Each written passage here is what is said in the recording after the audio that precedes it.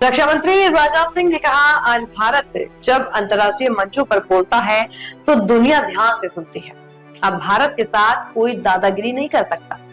मुझे लगता है कि दुनिया का कोई भी देश ऐसा गलतफहमी नहीं पाल पाएगा कि दूसरे देश में क्या है और उसके समक्ष देश के प्रति ऐसा विश्वास सत्ता के शिखर पर बैठे हुए लोगों के द्वारा व्यक्त किया जाए तो उसको कितनी खुशी होगी। मेरे बहनों भाइयों, इसमें कहीं दो राय नहीं है कि अंतर्राष्ट्रीय जगत में भारत की प्रतिष्ठा बढ़ी है और भारत की हैसियत यदि आप लोग जानना चाहते हैं तो मैं बतलाना चाहता हूं, यही भारत है कि आज के पहले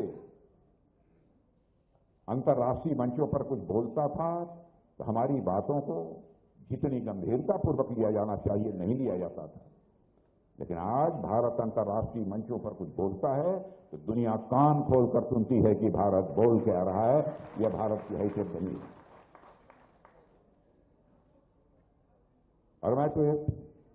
और यह काम निरंतर आगे बढ़ रहा है और यहां तक राजनीतिक शक्ति का प्रश्न है तो उसमें कई शक्तियां काम आती हैं, लेकिन मैं मानता हूं विशेष रूप से व्यापारी और किसान की कोई भी राजनीतिक पार्टी हो अनदेखी कर ही नहीं सकती। इस सच्चाई को भी अच्छी तरह समझता हूं। भारत अब तेजी के साथ आत्मनिर्भर भी बन ही रहा है। आप लोग जानते हैं बहुत सारी चीजें जो हम पहले दुनिया के दूसरे देशों से यहां आयात करते थे, भारत की धरती पर बनने लगी, भारतवासियों के हाथों बनने लगी। आज ही मैं नासिक में था, एचएएल हिंदुस्तान एरोनॉटिक्स लिमिटेड, एक वहां पर शाखा है, मैंने बहुत कहने को शाखा है, बहुत बड़ी। वहां पर फाइटर प्लेन्स बनते हैं, फाइटर लड़ाकू जहाज।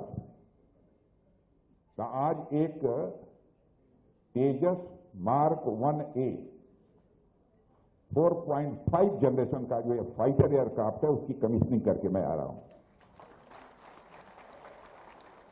अब आप ये कितनी बड़ी बात है हम लोगों की कि आज भारत की हैसियत हो गई कि पहले कोई भी सामान मंगाना होता था तो हम दुनिया के दूसरे देशों से मंगाते थे, उनके सामने हाथ फैलाते थे। आज हमारे यहां फाइटर जेट भी बनने लगे और मैंने उड़ान करते हुए अपने पायलट्स को देखा, मैंने तो उनकी बहुत प्रशंसा की। लगभग 3000 लोग एचएएल के कर्मचारी और सारे लोग वहां मौजूद थे।